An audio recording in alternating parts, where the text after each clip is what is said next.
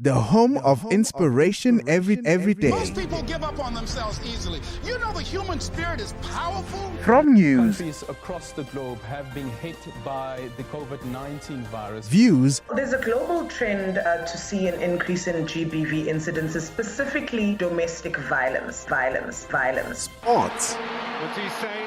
It's a really good ball. It's Shabalala. and music to inspire you every day.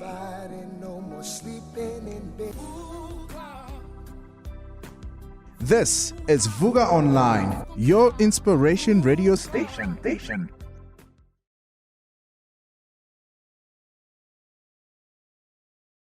Hi there, and welcome to Healthcare Hour with Colleen Qvist. Thanks for all your messages, for all your input. I do appreciate hearing from you from wherever you are in the world. And I really appreciate technology and how it manages to bring us closer together. Of course, with loneliness being a pandemic in the world, we also need to be very aware that we may be so connected, but people are still lonely. And so make sure that you do reach out past the technology to make sure that you connect with people. Now, I'm sure as you've heard, because I tell you every week, Healthcare Hour is all about healthcare professionals. It's also about us understanding that healthcare professionals are people. We need to,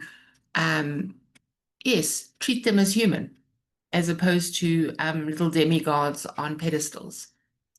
What we're finding as well in a world that has got mental health challenges, it's not really fair to the healthcare professional when they can't reach out or they can't be real because of us putting them on pedestals and thinking that they're not human. Then, of course, we need to understand that we need to work from a communication point of view to improve the system, to make sure that the relationship between the healthcare professional and the patient, as well as the patient's family, is optimal, that it's the best that it could be. Then, of course, at some point, we all become patients, as sad as that may be. We also need to understand that the choices we make today impact tomorrow. They impact our health tomorrow. And so it's really important then that we are active participants in our own health, in our own choices, in our own life. We're not just little couch potatoes sitting leaving it to someone else.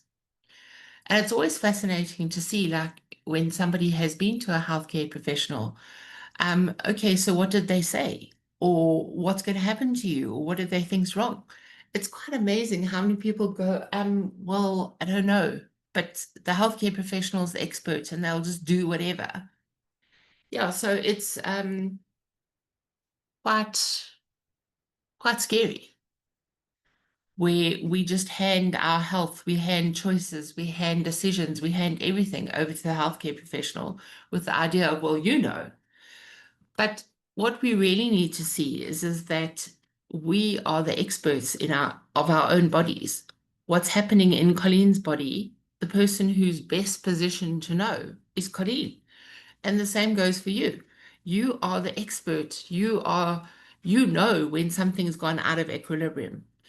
Of course, we know that bodies are in equilibrium, but it's quite like, they are monitored within very close ranges. And it's almost like a seesaw of like, oh, this little bit this way.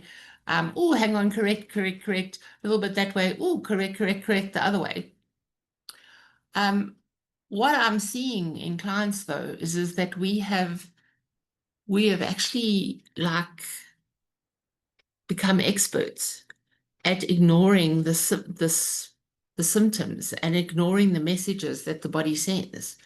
It's like, oh, I'm so tired. And instead of sitting there going like, well, why am I tired? What's causing the tired? How do I change this? We go like, oh, come on, suck it up. Being tired is part of being an executive, or being tired is part of being a healthcare professional. Being tired is part of being a mommy. But we need to listen. So, of course, there are a lot of physical, mental, emotional, and behavioral messages that the body sends. For instance, waking up in the middle of the night, the famous 2 a.m. of like, gee, I'm awake now. or pins and needles, or panic attacks, or huge anger outbursts, or you suddenly cry for no reason. Well, it may seem like no reason, but those are all messages that the body's sending. That's saying, hey, come on now, I've gone out of equilibrium. The seesaw's tipped a bit too far over. Could you please help me? But as I said, we're very good at ignoring that. Now, what I'm wanting to speak to you today is about coaching and mentoring. And so after the break, we're going to dive in. We're going to see what questions you may have, and we're going to unpack it in simple terms of what it is, who can have it, how much is it, all those kind of things. But let's go for a break. How do you know the life of personal coach you're about to work with is who they say they are? How do you know if they can do the job? At the Africa Board for Coaching, Consulting and Coaching Psychology, we can tell you. So, before you share your secrets and spend your money, check with us first. Visit www.abccccp.com or call us on 012-751-7608. The ABCCP, the professional body for coaches. Welcome back. You're listening to Healthcare Hour with Colleen Qvist. And today's show, as you can see, there's no guest, but yes, today's show is dedicated to all the coaches and mentors out there, all the professional coaches and mentors who work every day and make massive difference in their client's life. But let's go back to the beginning. What is coaching? What is mentoring? A lot of people go like, oh no, they don't know what it is, or people use it interchangeably. And so, yeah, I find that the simplest way of understanding coaching and mentoring is when you look at mentoring, your mentor, okay, so let's just use terminology. You get a mentor and a mentee. So a mentor mentors a mentee. Sounds a bit of a mouthful, doesn't it? A mentor must have done what you're wanting to achieve. So if you're wanting to climb Everest, a mentor that you would go and find must have climbed Everest. They must have been an expert at it. What you're also finding is that mentoring can also be in a specific area. So I want to climb Everest and I'm a vegan. So you would go and find somebody who has climbed Everest and is an expert on diet. Or I want to climb Everest, but I'm an amputee. You would then go find somebody who is an amputee. Coaching, on the other hand, you get a coach and a coachee. So a coach coaches a coachee. Sometimes we call our mentees and coachees, we call them clients. What happens then is that the coach doesn't have to have done what the coachee wants to achieve. So in our example of, I want to climb Everest, a coach doesn't have to know what Everest is. They don't even have to know that Everest is a mountain. Of course, I'm also saying that Everest could be whatever goal that you're wanting to achieve. So what would happen then is that you then need to decide, do I need a coach? Do I need a mentor? Some people have coach and mentors, not even one mentor, because they're wanting to be mentored on different aspects of something. So you could, for instance, have a coach teaching you or working with you to become a better leader, and you could have a mentor who's mentoring you in a specific career path. Or you could have a mentor who's mentoring you to be a more effective parent. So along the way is we need to understand that coaching and mentoring are not regulated. So anybody can pop up over a weekend and say, you know what, I think I'm going to be a coach. And they may not have had any training. They may not really have known what they're doing, but they just set out there and they just go, oh, how difficult can it be? What you find is a lot of business people, might be retrenched, or they let go from work, or it's time for a new career, or I've retired. And then at one stage, the whole consulting game was very popular about, I'm going to be a consultant. And it's almost now, in a way, that, I'm going to be a consultant has been replaced by the coach and mentor. What you need to know is that when you are shopping around, and yes, you need to shop around, you need to shop around for a coach or a mentor and see who suits you, who fits in with your personality, and where do you find that kind of person? Well, first of all, Commensa, which is Coaches and Mentors of South Africa, is the professional body for coaches and mentors in South Africa. And what's important is that Commensa doesn't coach or mentor, but they are the home for coaches and mentors who are professional, who have stepped up. So they have a whole membership database, and then they have got some coaches and mentors who've taken their professional journey to the next level and they've become credentialed. And so credentialed means that you have almost like done a peer review with an evaluator. So to say that you can coach and you can mentor, you have the skills to do it. And also to say that you have the training, whether it's professional training or it's recognition of prior learning, and that you have also got the hours. So how many hours? So for instance, a master coach or a master mentor has got more than 2,500 hours of training and more than 2,500 hours of coaching or mentoring and more than 200 hours of training. So this is a way, when people say, oh, my house fell down. And then people always say, oh, but did the builder belong to the specific society of builders and, kind of stories? Did they have a specific, little logo on their website? And then people go like, huh? Oh, what? No, don't know about that. And the same in a way is there for coaches and mentors in that it is about ensuring that there's backing, that your coach and your mentor is a professional, not some fly-by-night, gee, I think I'll do this overnight. So that's just the one thing. So the email address for Commensa is commensa.org.za. Of course, there are a lot of other companies that have coaches. Those are, for instance, ABCCP. There's also ICF. There's EMCC, which has also got a code of ethics. That's the European Mentoring and Coaching Council.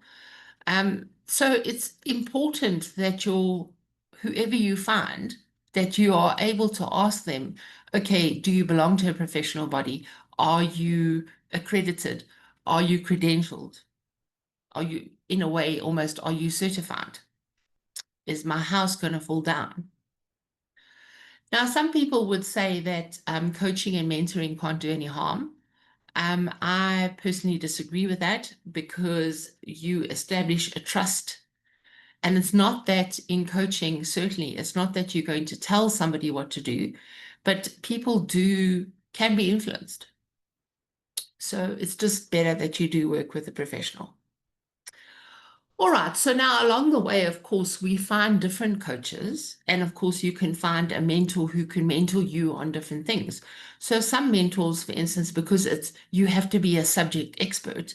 So you're not going to mentor somebody on our Everest example, or you're not going to mentor someone on how to be a leader if the person isn't a leader. So let's look at mentoring first. Okay, so if you're going to be, like where would you find a mentor? So the big thing is to look around in your circle, in your career circle, and see, okay, who would I like to mentor me? And then also, we need to network on a regular basis, but also seeing like, say for instance, from a leader point of view, who do you recognize as being a leader? Who do you admire? Who has done what you're wanting to achieve in your career? And then it's about approaching that person to find out, okay, do they offer mentorship? Would they be willing to mentor you? But it's also important that you don't just arrive and go, hey, you should mentor me. It's like, well, no, who are you? And what must I mentor you for? And in what? So it's also very good to, if you're going to approach somebody, to say, I would really appreciate it if you would mentor me, or are you available to mentor me? It's about, like in what? and being specific about it. And then also understanding as well that the mentor is giving their time. Are they giving it for free? Is it a paid mentorship? Is it a reciprocal mentorship in some way? In that, how does the mentor benefit from mentoring you? It's not just for, oh, yay, let's do this. So that's important. It's also important as well is that you're specific. You know, you go and approach Mary and you say, Mary, please could you mentor me on how to be, you know, your approach to being a woman in a boardroom, for instance. But what you're also seeing as well is that that specific expertise, we can't just copy and paste it. So like I did this, I parented a specific way. Somebody approaches me to say, oh, Colleen, please mentor me on how to cope with from a child perspective. I can't just say, okay, here's my blueprint, here's my recipe. Let's just copy and paste it into your life. Because, you know, we're diverse, we're all different. We're different ages, different races, different languages, different cultures. And so it's important then that your mentor sits with you to see, okay, this is how it worked in my life. How can we tweak it, change it, you know, look at it from a different angle to see how it could apply to your life? We've also got to look at, like, you know, for instance, different personalities. So I could say to you, oh, just walk down the passage and talk to John. But I may have the personality that could have just walked down the passage and talked to John. But maybe you are a very quiet person who doesn't necessarily have the confidence to walk down the passage and just talk to John. So a good mentor is going to work with you to find out how the blueprint or the pattern or the recipe can be tweaked or changed so that you can get the same kind of success or even more success. So on that, let's go for a break. When we come back, we're going to look at coaching. The home of inspiration every day. Most people give up on themselves easily. You know the human spirit is powerful. From news, Countries across the globe have been hit by the COVID-19 virus. views, There's a global trend to see an increase in GBV incidences, specifically domestic violence. sports, What's he say? It's a really good ball. It's Shabalala. and music to inspire you every day.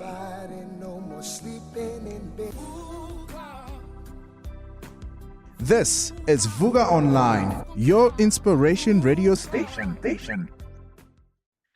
Welcome back. You're listening to Healthcare Hour with Colleen Qvist. As you can see, there's no guest today. I'm your guest. And what we are talking about is coaching and mentoring. What does it mean?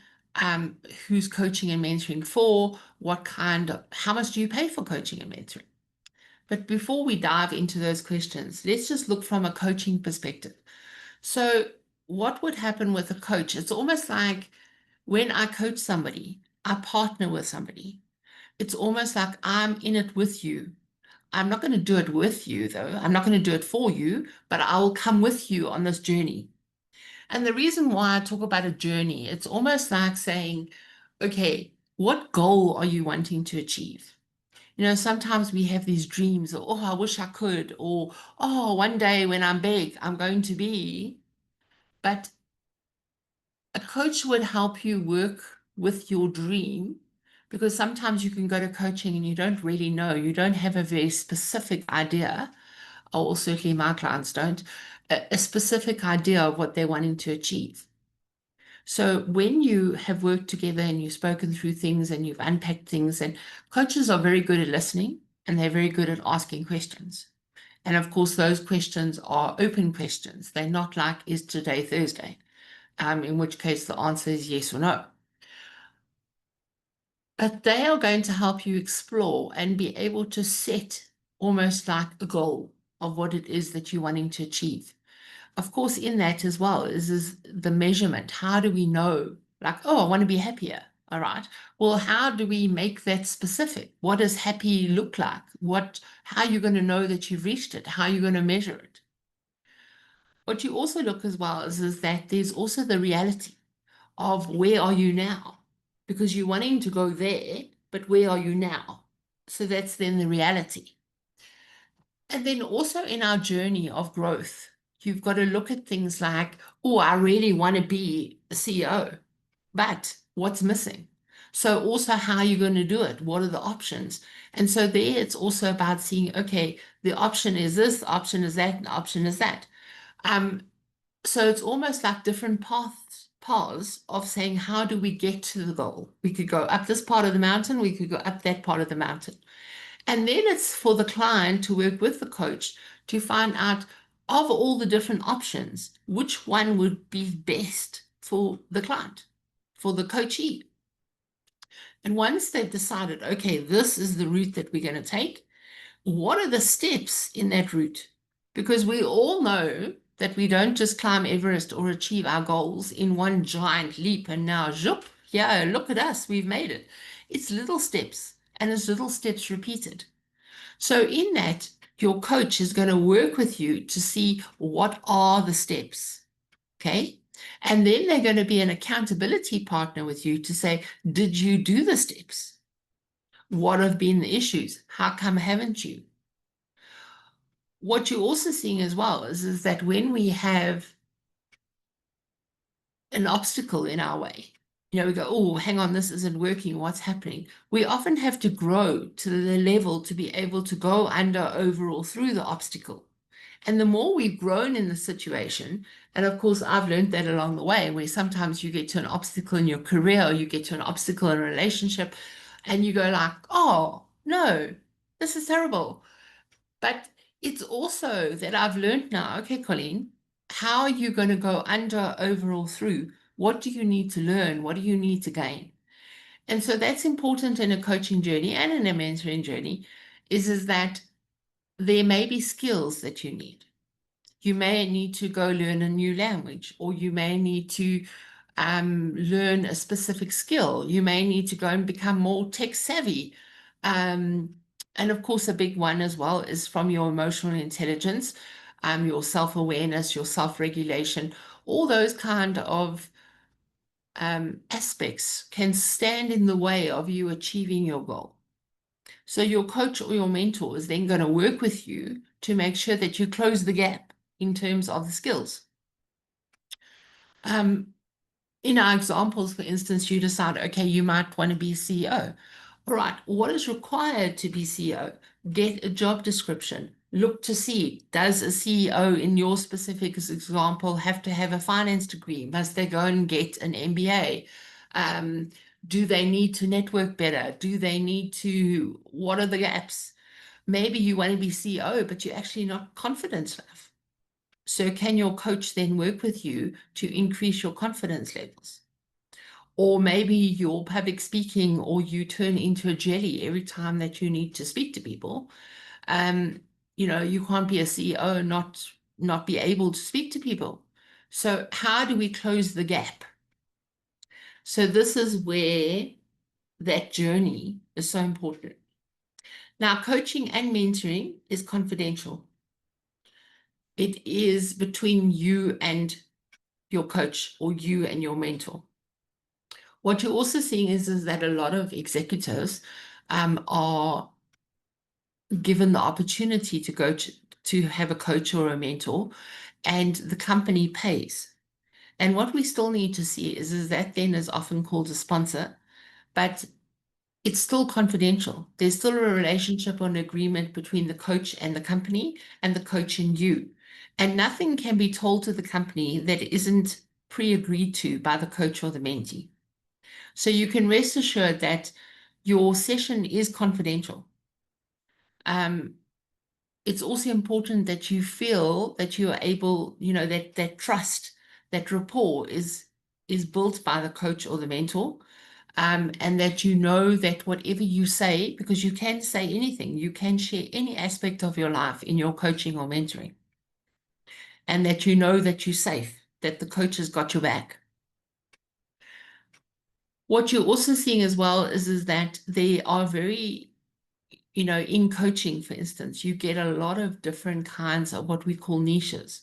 So you would get a career coach, or a life coach, or a business coach, or a retirement coach, or let's have a new opportunity coach or an entrepreneurial coach. So there's all different niches, which is almost like specialities. But, sometimes you may think, oh, I need a career coach, or I need a parenting coach, or I need a whatever.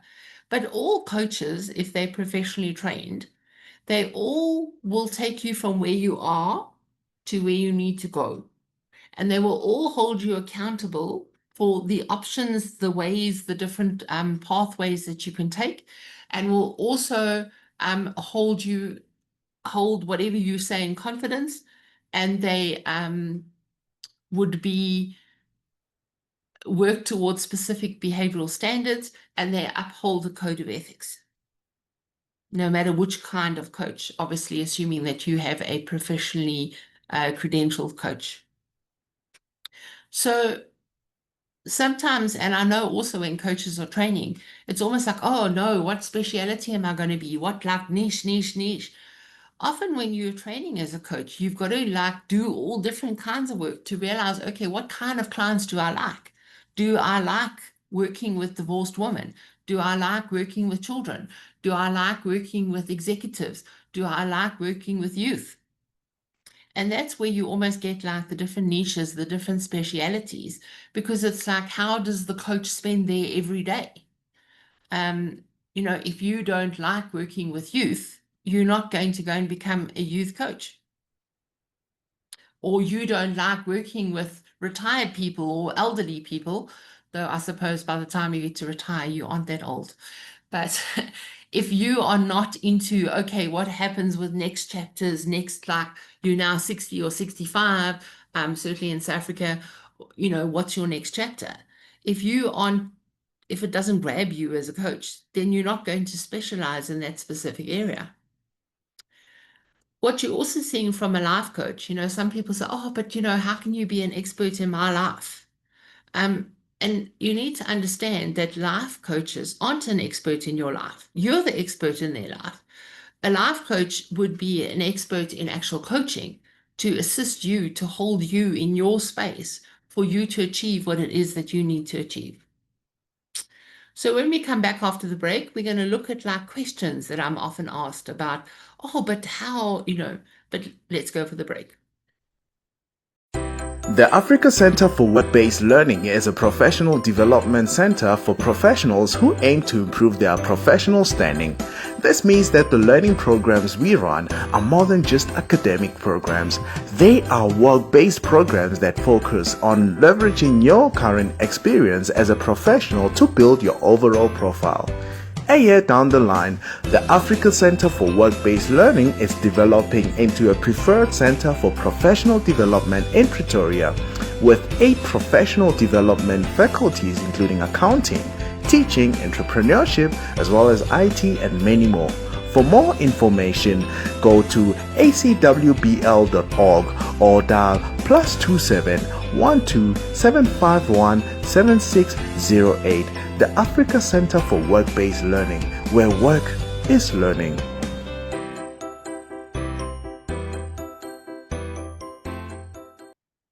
Welcome back. You're listening to Healthcare Hour with Colleen Qvist. Today, I thought we would talk about coaching and mentoring.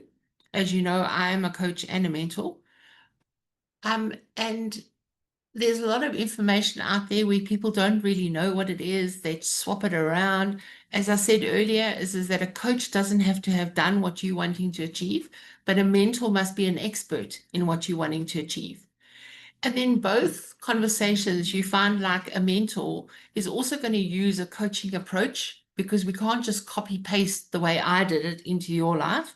We need to find out what will work for you. So questions that you often get asked is people say, okay, but who can have a coach? Must I be 40 before I can have a coach? Must I be an executive? Must I earn a certain amount of money? So people often think that coaching is expensive. And what you'll find is just as you get different price handbags, you're going to get different price coaching. So you're going to get coaching from one end of a scale to the other end of the scale. And just as much as you choose which handbag you buy, what's the price tag on the handbag, you also need to understand what's the price tag on your coaching or mentoring. But then it's, as long as you're going to choose a coach, though, that is professionally credentialed, you're not going to just choose the cheap coach that decided over the weekend, oh, I'll be a coach on Monday. So yes, and as remember in the beginning, I used the example of, the house falls down and you go, oh, but was your builder certified? Were they registered with? And then we go, oh, we didn't know about that. So make sure that you're working, for instance, with a Commencer coach, because that can guarantee you then that there's a specific standard. Okay, the next question people ask is besides who can work with a coach, you don't, you can be 20, you can be 16, you can be 10 and work with a coach. You can also be an auntie. There's no that you have to be a certain age. Also, from a money point of view, as I said, you're going to get from one to the other, shop around. So most coaches will offer what they call a chemistry session or a discovery session, which is often 30 minutes of meet the coach, meet the mentor. And just to see, do you gel? Do you feel comfortable? Is this your person? Could you move forward?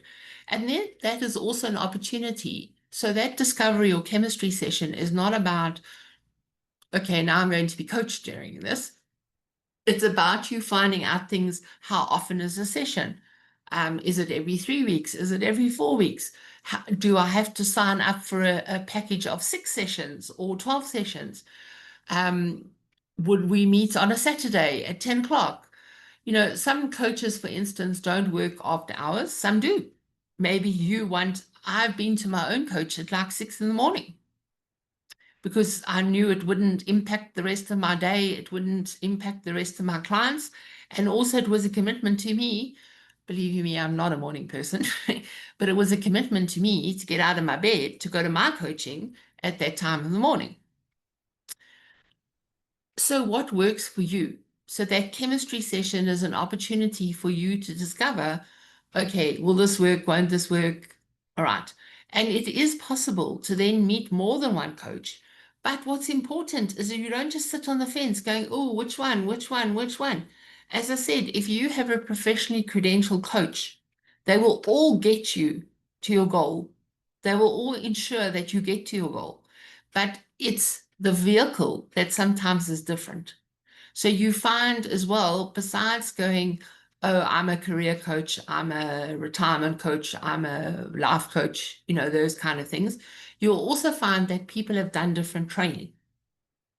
So to use me as an example, I have done training in your basic coaching. I've also done NLP, which is neuro-linguistic programming. I've done MBIT, which is multi-brain integration training, which is your head and your heart and your gut. They often talk different languages, and it's about how do we bring them around the table and make sure that they all speak the same language.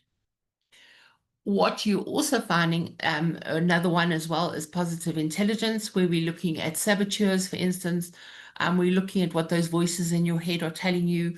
How do you step out of that? How do you look to see, how do you change from saboteur to sage?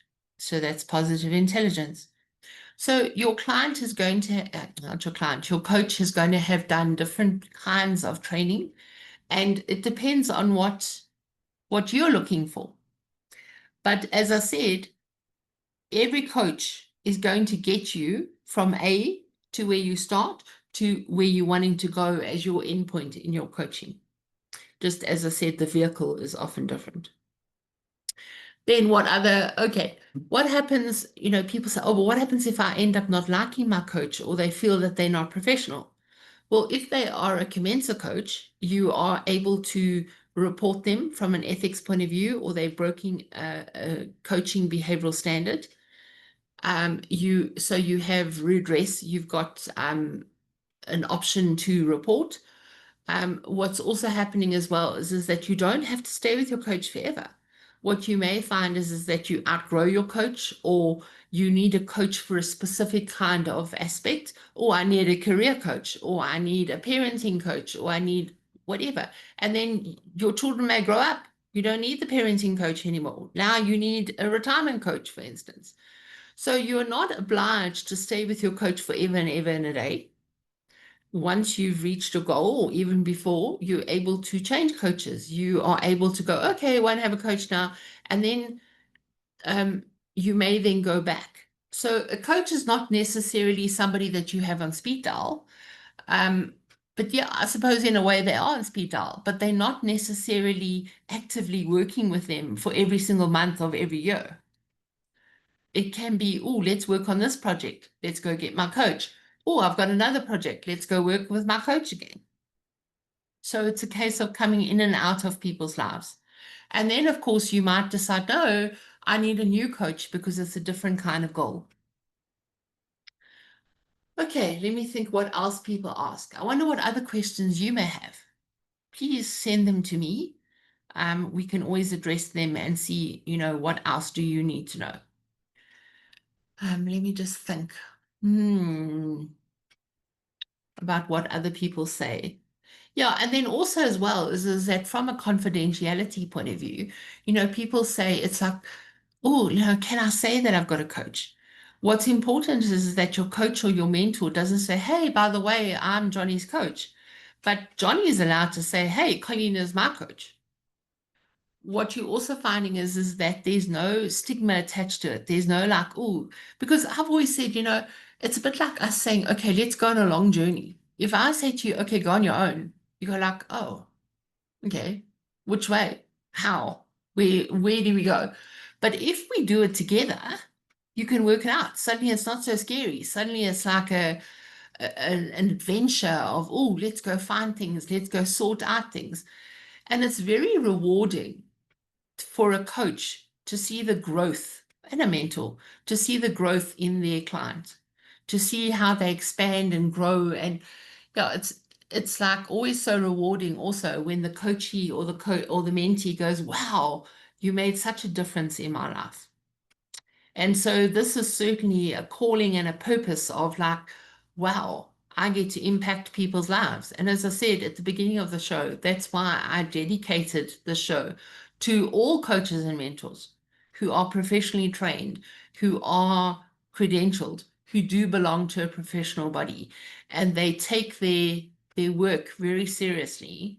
And also the respect for the client is of paramount importance, in that we don't just dabble in people's lives and go, oh, well, okay, let's just see what we do today.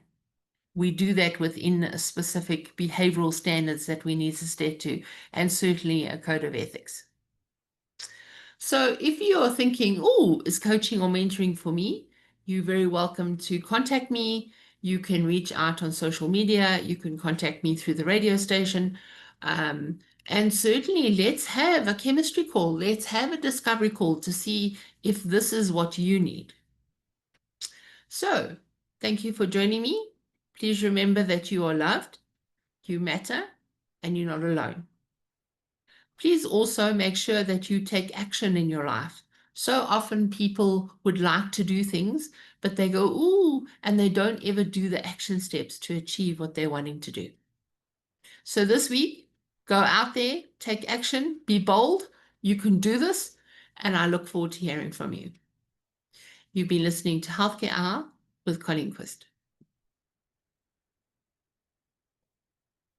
The home of inspiration every day. Most people give up on themselves easily. You know the human spirit is powerful. From news, Countries across the globe have been hit by the COVID-19 virus. views, There's a global trend to see an increase in GBV incidences, specifically domestic violence. sports, What's he say? It's a really good ball. It's Shabalala. and music to inspire you every day.